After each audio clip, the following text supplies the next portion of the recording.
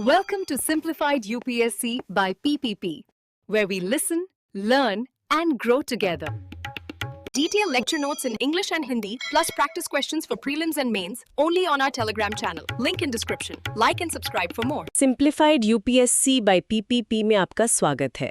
आज हम पृथ्वी और मानव समाज के रिश्ते की बिल्कुल बुनियाद को समझने वाले हैं, यानी प्राथमिक गतिविधियां या प्राइमरी एक्टिविटीज। हाँ, बिल्कुल। ये वो सब काम है जिनसे हमें सीधे प्रकृति से संसाधन मिलते हैं, जैसे खाना, कपड़े, घर बनाने का सामान, ऊर्जा, सब कुछ। सही। और यूपीएससी के नजरिए से देखें तो ये chapter NCERT class 12 fundamentals of human geography का चैप्टर 5 बहुत महत्वपूर्ण है। हाँ, प्रीलिम्स में तो सीधे सवाल आ जाते हैं। बिल्कुल। कौन सी खेती कहाँ होती है, कौन से खनिज कहाँ मिलते हैं, किस गतिविधि की क्या खासियत है, ये सब। और मेंस में भी GS1, GS3 में resource distribution, agriculture patterns, economic development, इन सब सवालों की नींव यहीं से बनती है। तो आज हम सिर्फ चैप्टर को दोहराएंगे नहीं, बल्कि इसके कोर कॉन्सेप्ट्स को यूपीएससी पर्सपेक्टिव से समझेंगे। हाँ, देखेंगे कि ये गतिविधियां क्यों और कहाँ विकसित हुई और समय के साथ कैसे बदली। हमारा फोकस रहेगा मानव अनुकूलन, ह्यूमन एडेप्टेशन और संसाधन उपयोग, रिसोर्स यूटिलाइजेशन के बदलते तरीकों पर। चलिए तो शुरू करते हैं मानव की सबसे पुरानी आर्थिक क्रियाओं से, शिकार और संग्रहण। हाँ, हंटिंग एंड गैदरिंग। ये वो दौर था जब इंसान पूरी तरह प्रकृति पर निर्भर था। भोजन, कपड़े, औजार, सब कुछ सीधे पौधों और जानवरों से। और ये अक्सर मुश्किल जलवायु वाले इलाकों में होता था। आज भी ऐसे क्षेत्र मिलते हैं। कहाँ? हाँ, मिलते हैं। मुख्य रूप से दो तरह के क्षेत्रों में। एक तो हो गए उच्च अक्षांश, हाई लैटिट्यूड्स वाले ठंडे इलाके, जैसे उत्तरी कनाडा, उत्तरी यूरेशिया और दक्षिणी चिली का किनारा। अच्छा। और दूसरा निम्न अक्षांश, लो लैटिट्यूड्स वाले गर्म और घने जंगल, अमेज़न बेसिन, उष्णकटिबंधीय अफ्रीका, ऑस्ट्रेलिया का उत्तरी भाग और दक्षिण पूर्व एशिया के अंदरूनी हिस्से। एनसीईआरटी में फिगर 5.2 में दिखाया भी गया है ये। हाँ, लेकिन देखिए, तकनीकी विकास के साथ शिकार और संग्रहण पर निर्भरता तो कम हुई है। फिर भी ये पूरी तरह खत्म नहीं हुई है ना, बल्कि इसका रूप बदला है। सही कहा। अब कुछ संग्रहण जो है वो मार्केट ओरिएंटेड भी हो गया। बाजार उन्मुख मतलब लोग जंगलों से औषधीय पौधे, पत्तियां, छाल जैसे कुनैन, कॉर्क या फिर नट्स, फल, गोंद, रेजिन, ये सब इकट्ठा करके थोड़ा बहुत प्रोसेस करके बाजार में बेचते हैं। अच्छा, तो ये पारंपरिक ज्ञान और आधुनिक बाजार का एक तरह से मेल हो गया। हाँ, बिल्कुल। ये दिखाता है कि ट्रेडिशनल नॉलेज की भी इकोनॉमिक वैल्यू है। शिकार संग्रहण के बाद मानव ने एक बहुत बड़ा कदम उठाया, जानवरों को पालतू बनाना, पैस्टोरलिज्म। हाँ, पशुचारण। और ये भी दो तरह का हो सकता है। एक तो जीवन निर्वाह के लिए, सब्सिस्टेंस, और दूसरा व्यापार के लिए, कमर्शियल। पहले चलवासी पशुचारण की बात करें, नोमैडिक हर्डिंग। हाँ, नोमैडिक हर्डिंग या पैस्टोरल नोमैडिज्म, ये एक तरह की प्रिमिटिव सब्सिस्टेंस एक्टिविटी है। इसमें चरवाहे घूमते रहते हैं। बिल्कुल, अपने जानवरों के साथ मवेशी, भेड़, बकरी, ऊंट, याक, लामा, रेंडियर, पानी और चारे की तलाश में। उनका पूरा जीवन इन्हीं जानवरों पर निर्भर होता है। भोजन, कपड़े, घर, ट्रांसपोर्ट, सब इन्हीं से। और जानवर भी क्षेत्र के हिसाब से अलग अलग होते हैं। ये प्रीलिम्स के लिए जरूरी है। हाँ, बताइए। जैसे उष्णकटिबंधीय अफ्रीका में कैटल, मवेशी प्रमुख हैं। सहारा और एशिया के रेगिस्तानों में भेड़, बकरी, ऊंट। अच्छा। तिब्बत और एंडीज जैसे ऊंचे पहाड़ों पर याक और लामा। और आर्कटिक के बर्फीले इलाकों में रेंडियर। हर समुदाय का अपना एक तय इलाका होता होगा। हाँ, वेल आइडेंटिफाइड टेरिटरी होता है। और अक्सर मौसम के हिसाब से प्रवास भी करते हैं, जिसे ट्रांसह्यूमन्स कहते हैं, गर्मियों में पहाड़ों पर चले जाना वगैरह। लेकिन आजकल इन समुदायों के लिए मुश्किलें बढ़ रही हैं। हाँ, चुनौतियां हैं, राजनीतिक सीमाएं बन गई हैं, तो उनका घूमना मुश्किल हो गया है।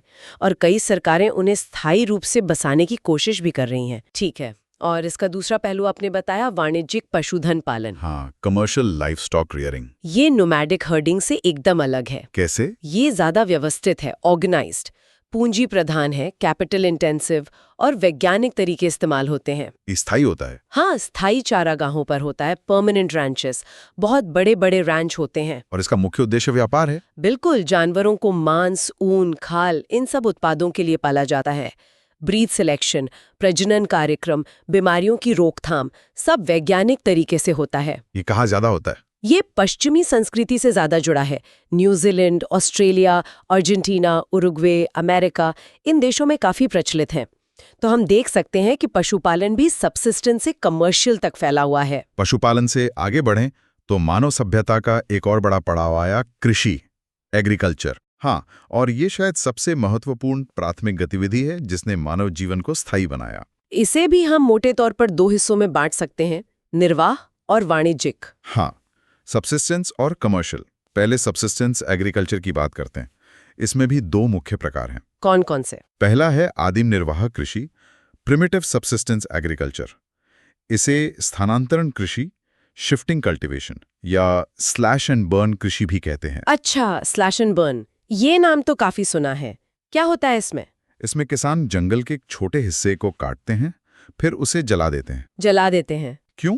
राख से मिट्टी थोड़ी उपजाऊ हो जाती है। उस पर वो कुछ साल खेती करते हैं, फिर जब मिट्टी का उपजाऊपन कम हो जाता है तो वो जगह छोड़कर दूसरी जगह चले जाते हैं और वही प्रक्रिया दोहराते हैं। ये कहाँ होती है ज्यादा? ये ज्यादातर उष्णकटिबंधीय ट्रॉपिकल क्षेत्रों में आदिवासी समुदायों द्वारा की जाती है।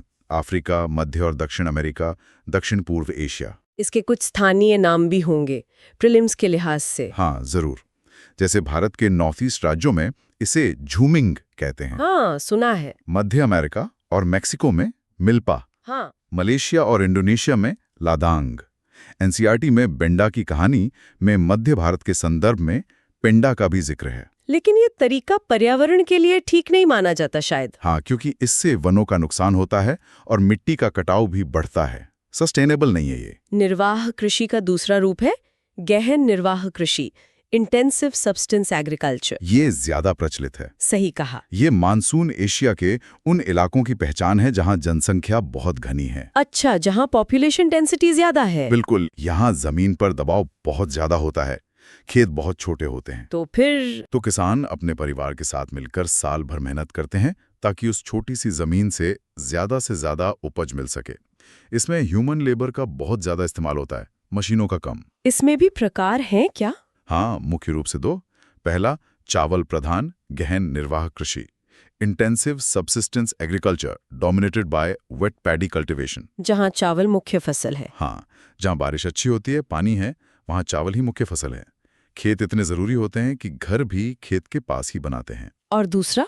दूसरा है चावल रहित गहन निर्वाह कृषि, intensive subsistence agriculture dominated by crops other than paddy, जहां पानी की कमी है या जमीन चावल के लिए ठीक नहीं है। वहां क्या उगाते हैं? वहां गेहूं, सोयाबीन, जौ, ज्वार जैसी फसलें उगाई जाती हैं।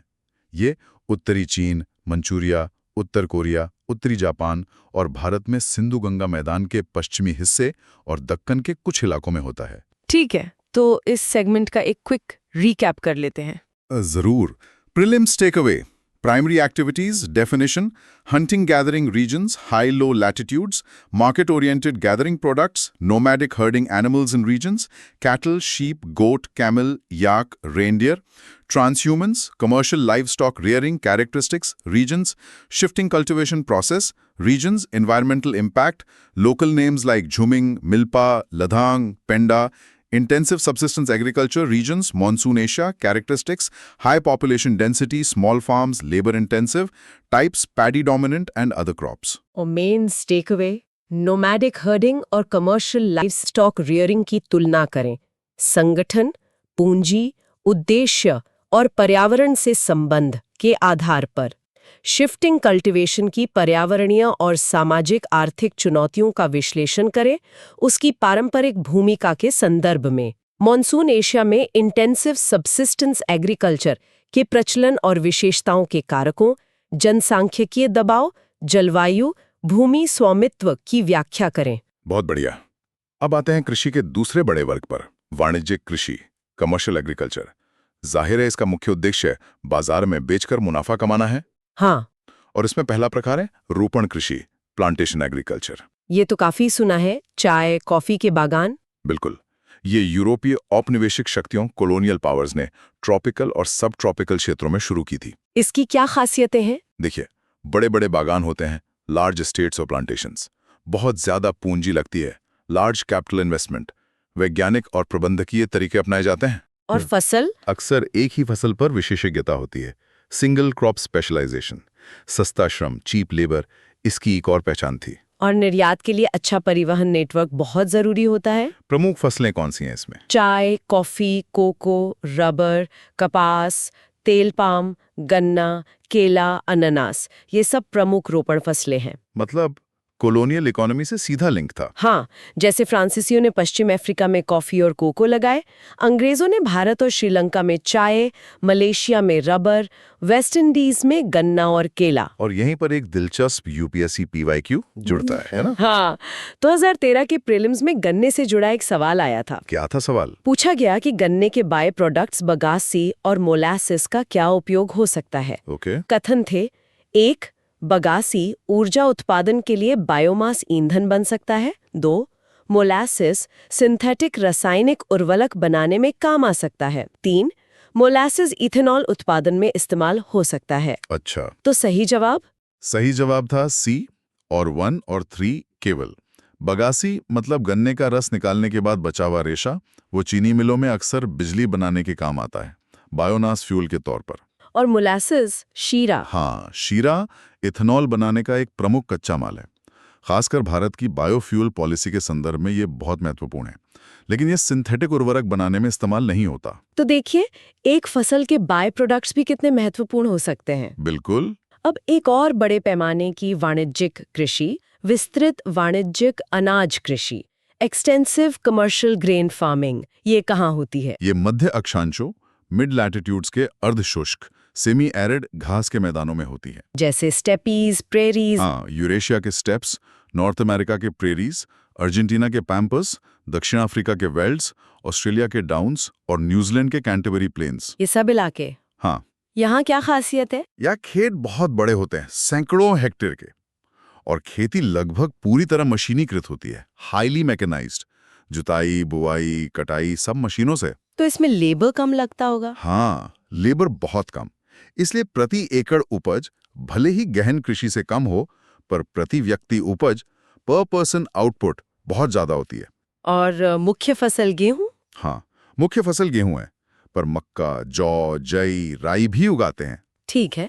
अब कुछ और विशिष्ट प्रकार की वाणिज्यिक कृषि देखते हैं, जैसे मिश्रित कृषि, मिक्स्ड फार्मिंग। हाँ, मिक्स्ड फार्मिंग ये दुनिया के काफी विकसित हिस्सों में होती है। नॉर्थ वेस्टर्न यूरोप, उत्तरी अमेरिका का पूर्वी भाग, यूरेशिया के कुछ हिस्से और दक्षिणी महाद्वीपों के टेम्परेट इलाके। इसमें मिला जुला होता है सब। हाँ, जैसा नाम से ही पता चल रहा है, इसमें फसल उगाना और पशुपालन दोनों को मिला दिया जाता है। खेत मध्यम आकार के होते हैं। इसका फायदा क्या है? देखिए, इसमें जोखिम कम होता है। अगर एक चीज से आमदनी कम हुई तो दूसरी संभाल लेती है, और संसाधनों का बेहतर उपयोग होता है। फसलें कौन सी? गेहूं, जौ, जई, मक्का और खासकर चारे वाली फसलें, फॉडर क्रॉप्स, बहुत महत्वपूर्ण है। पशुओं के लिए? हाँ, पशुधन जैसे मवेशी, भेड़, सुअर, मुर्गी ये आय का एक स्थिर स्रोत देते हैं और खेत के लिए खाद भी मिलती है। क्रॉप रोटेशन और इंटरक्रॉपिंग जैसी तकनीकों से मिट्टी की उर्वरता भी बनी रहती है। ये काफी बैलेंस्ड और सस्टेनेबल प्रणाली मानी जाती है। अगला है डेयरी फार्मिंग। डेयरी फार्मिंग ये तो बहुत जाना पहचाना है। हाँ, ये दूध देने वाले पशुओं के पालन का सबसे एडवांस्ड और कुशल तरीका है। इसमें पूंजी बहुत लगती होगी। बहुत ज्यादा, हाईली कैपिटल इंटेंसिव। पशुओं के लिए शेड, चारा स्टोर करने की जगह, दूध निकालने की मशीनें, इन सब पर भारी खर्च होता है। और मेहनत भी। हाँ, श्रम भी बहुत लगता है, लेबर इंटेंसिव है, क्योंकि जानवरों की देखभाल साल भर करनी पड़ती है। पशुओं के स्वास्थ्य, नस्ल सुधार, चिकित्सा पर खास ध्यान दिया जाता है। ये कहाँ केंद्रित है ज्यादा? इसके 3 मुख्य क्षेत्र हैं।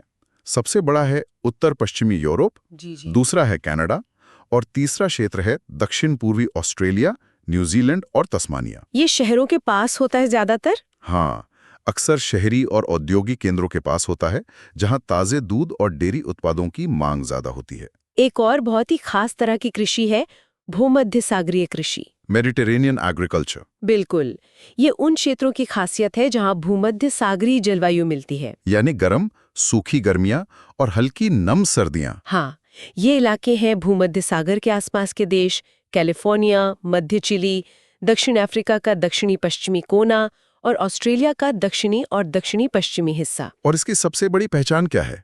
खट्टे फल, हाँ, सिट्रस फ्रूट्स, संतरे, नींबू, अंगूर। यहाँ अंगूर की खेती, जिसे विटिकल्चर कहते हैं, बहुत महत्वपूर्ण है। वाइन बनाने के लिए। हाँ, दुनिया की बेहतरीन शराब, वाइन, इन्हीं इलाकों के अंगूरों से बनती है। और जो अंगूर वाइन के लिए उतने अच्छे नहीं होते, उन्हें सुखाकर किशमिश और मुनक्का, रेजन्स एंड करेंट्स बना लेते हैं। और जैतून, अंजीर। हाँ, ऑलिव्स और फिग्स भी यहाँ की खास पैदावार हैं। और एक और खास बात ये कि यहाँ सर्दियों में जब यूरोप और उत्तरी अमेरिका में ठंड होती है, तब फल और सब्जियां उगती हैं, जिनकी वहाँ काफी मांग रहती है। अच्छा, ये तो बड़ा फायदा है। हाँ, और आखिर में बाजार के लिए सब्जी खेती एवं उद्यान कृषि। Market gardening and horticulture. ये भी एक इंटेंसिव कृषि प्रणाली है। हाँ, इसमें ज्यादा कीमत वाली फसलें, सब्जियां, फल, फूल उगाई जाती हैं। शहरी बाजारों के लिए। हाँ, खासकर शहरी बाजारों के लिए, जहां इनकी अच्छी मांग होती है। खेत छोटे होते हैं, लेकिन पैदावार बहुत ज्यादा होती है। इसमें भी लागत ज्यादा आती होगी। हाँ, श्रम और पूंजी दोनों ज्यादा लगते हैं। सिंचाई, अच्छी किस्म के बीज, HYV, खाद, कीटनाशक, ग्रीन हाउसेज, ठंडे इलाकों में कृत्रिम हीटिंग, इन सब का इस्तेमाल होता है। ट्रक फार्मिंग जैसा शब्द भी इसी से जुड़ा है। हाँ, बिल्कुल। जिन क्षेत्रों में किसान मुख्य रूप से सब्जियां ही उगाते हैं, उसे ट्रक फार्मिंग कहते हैं। ट्रक फार्मिंग, ये नाम क्यों? ये नाम इसलिए पड़ा क्योंकि खेत से बाजार की दूरी इतनी होती है कि एक ट्रक रात भर में माल पहुंचा सके। अच्छा। इसी से जुड़ा एक और कॉन्सेप्ट है फैक्ट्री फार्मिंग। ये पश्चिमी यूरोप और उत्तरी अमेरिका में ज्यादा होता है। इसमें क्या होता है? इसमें पशुओं, खासकर मुर्गी और मवेशियों को बाड़ों में, स्टॉल्स एंड पेन्स में रखकर बना बनाया चारा खिलाया जाता है और बीमारियों से बचाव पर बहुत ध्यान दिया जाता है। ये भी बहुत पूंजी प्रधान है। समझ गई। चलिए इस वाणिज्यिक कृषि वाले हिस्से का भी रिकैप कर लेते हैं। हाँ। Prelims takeaway, plantation agriculture, characteristics, large estates, capital intensive, single crop, colonial links, key crops tea, coffee, rubber, sugarcane, etc. Regions, PYQ link, bagasse, molasses uses, extensive commercial grain farming, regions, steppes, prairies, pampas, etc. Main crop wheat, characteristics, large farms, mechanized, high per person output, mixed farming, crop plus livestock integration, regions, benefits, risk reduction, soil fertility, dairy farming, highly capital intensive, labor intensive, key regions, NW Europe, Canada, SE Australia, NZ, Mediterranean agriculture, climate specific, viticulture, key products, grapes, wine, citrus, olives, figs, regions, winter supply advantage, market gardening, horticulture, high-value crops, vegetables, fruits, flowers, characteristics, small farms, intensive labor capital, near urban centers, terms, truck farming, factory farming. A main takeaway, plantation agriculture की विशेषताओं और वैश्विक वितरण पर चर्चा करें। इसके औपनिवेशिक इतिहास और आर्थिक मॉडल से संबंधों पर जोर दें। एक्सटेंसिव कमर्शियल ग्रेन फार्मिंग और इंटेंसिव सबसिस्टेंस एग्रीकल्चर की तुलना करें। पैमाने, मशीनीकरण, श्रम, पूंजी, उत्पादकता और भौगोलिक संदर्भ के आधार पर। डेयरी, मेडिटेरेनियन और मार्केट गार्डनिंग जैसे विशिष्ट वाणिज्यिक कृषि प्रकारों के आर्थिक महत्व और भौगोलिक कारकों का विश्लेषण करें, विशेष रूप से बाजारों और प्रौद्योगिकी के साथ उनके संबंधों का। बहुत अच्छे। प्राथमिक गतिविधियों की हमारी चर्चा अब आखिरी पड़ाव पर है, खनन, माइनिंग। खनिजों ने को मानव सभ्यता के विकास में बहुत बड़ी भूमिका निभाई है। ताम्र युग, कांस्य युग, लौह युग। हाँ बिल्कुल, लेकिन खनन का असली महत्व इंडस्ट्रियल रेवोल्यूशन के बाद बढ़ा, जब ऊर्जा और उद्योगों के लिए खनिजों की मांग कई गुना बढ़ गई। आज भी खनन एक बेहद जरूरी गतिविधि है। किसी भी खनन कार्य की लाभप्रदता, प्रॉफिटेबिलिटी किन बातों पर निर्भर करती है? देखिए, दो मुख्य कारक हैं। पहला, भौतिक कारक, फिजिकल फैक्टर्स। जैसे जमीन के नीचे खनिज कितनी मात्रा में है, साइज ऑफ डिपॉजिट, उसकी गुणवत्ता कैसी है, ग्रेड ऑफ ओर, और वो कितनी आसानी से निकाला जा सकता है, मोड ऑफ अकरेंस। और दूसरा है आर्थिक कारक, इकोनॉमिक फैक्टर्स। उस खनिज की बाजार में मांग कितनी है, डिमांड, उसे निकालने के लिए कौन सी तकनीक उपलब्ध है, टेक्नोलॉजी, कितना पैसा लगाना पड़ेगा, कैपिटल, और परिवहन और श्रम, ट्रांसपोर्ट एंड लेबर पर कितना खर्च आएगा। ठीक है। और खनिज निकालने के तरीके भी अलग अलग होते हैं। हाँ बिल्कुल। मुख्य रूप से 2 तरीके हैं जो इस बात पर निर्भर करते हैं कि खनिज सतह के कितना पास है या कितना गहरा है। अच्छा। पहला है सतही खनन, सरफेस माइनिंग। इसे ओपन कास्ट माइनिंग भी कहते हैं। ये कब इस्तेमाल होता है? ये सबसे सस्ता तरीका है और तब इस्तेमाल होता है जब खनिज सतह के ज्यादा नीचे न हो। इसमें सुरक्षा उपाय और उपकरण कम लगते हैं और उत्पादन तेजी से होता है। और अगर खनिज बहुत गहराई में हो तो? तब भूमिगत खनन, अंडरग्राउंड माइनिंग या शाफ्ट मेथड अपनाई जाती है। शाफ्ट विधि? हाँ, इसमें जमीन में गहरे गड्ढे या वर्टिकल शाफ्ट्स खोदे जाते हैं। मजदूरों और मशीनों को नीचे भेजा जाता है और अयस्क को ऊपर लाया जाता है। ये तो मुश्किल लगता है। हाँ, इसके लिए लिफ्ट, ड्रिलिंग मशीन, माल ढोने वाली गाड़ियां, हवा आने जाने वेंटिलेशन का इंतजाम सब चाहिए होता है। ये तरीका ज्यादा खर्चीला भी है और जोखिम भरा भी। जोखिम किस तरह का? जहरीली गैसें निकलने का खतरा, आग लगने, पानी भरने या खदान के धंसने का खतरा रहता है। काफी खतरनाक हो सकता है ये। आजकल खनन गतिविधियों में एक वैश्विक रुझान, ग्लोबल ट्रेंड भी देखने को मिल रहा है। हाँ, ये एक महत्वपूर्ण बदलाव है। जो विकसित देश हैं, डेवलप्ड इकोनॉमीज, वो धीरे धीरे खनन और खासकर उसके प्रोसेसिंग और रिफाइनिंग वाले कामों से पीछे हट रहे हैं। क्यों? इसका बड़ा कारण है वहाँ लेबर कॉस्ट का बहुत ज्यादा होना और पर्यावरण संबंधी नियम भी काफी सख्त होते हैं। तो फिर ये काम कहाँ जा रहा है? विकासशील देशों की तरफ? बिल्कुल, डेवलपिंग कंट्रीज की तरफ। इन देशों में श्रम सस्ता है और वो अपने आर्थिक विकास और लोगों का जीवन स्तर सुधारने के लिए खनिज संपदा का उपयोग करना चाहते हैं। अच्छा। अफ्रीका, दक्षिण अमेरिका और एशिया के कई देश अपनी कमाई का एक बड़ा हिस्सा, कभी-कभी तो 50% से भी ज्यादा, खनिजों के निर्यात से ही कमाते हैं।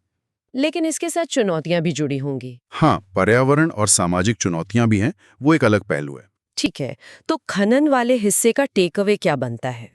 Prelims takeaway: factors affecting mining profitability, physical, size, grade, mode of occurrence, economic, demand, technology, capital, transport, labor costs, methods of mining, surface, open cast, cheaper, less risky for shallow deposits, underground, shaft, expensive, risky for deep deposits, global trend, shift of mining focus from developed to developing countries due to labor costs and development needs.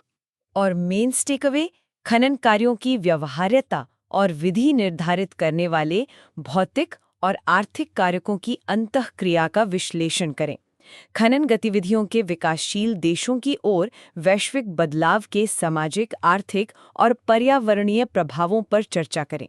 तो आज हमने मानव भूगोल के एक बहुत ही बुनियादी fundamental अध्याय प्राथमिक गतिविधियां को खंगाला। हाँ, हमने देखा कि कैसे इंसान ने अलग-अलग वातावरण में संसाधनों का उपयोग करना सीखा। शिकार संग्रहण से लेकर आधुनिक कृषि और खनन तक का सफर।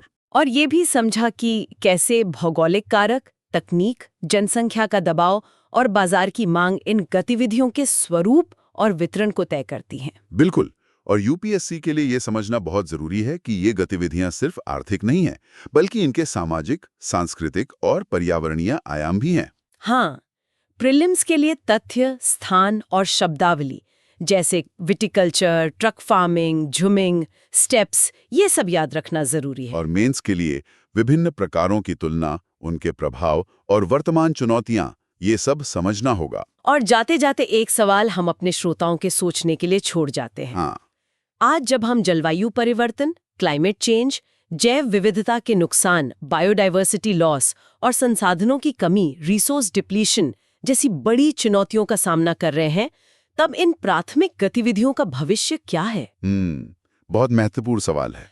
क्या हम अपनी बढ़ती जरूरतों को पूरा करने के लिए इन गतिविधियों को ज्यादा टिकाऊ, सस्टेनेबल बना सकते हैं? और अगर हाँ, तो कैसे? इन सवालों पर विचार जरूर कीजिएगा। हाँ। उम्मीद है आपको आज की ये गहन चर्चा उपयोगी लगी होगी। सिंप्लीफाइड यूपीएससी बाय पीपीपी से जुड़ने के लिए धन्यवाद। अगली बार फिर मिलेंगे एक नए अध्याय के विश्लेषण के साथ।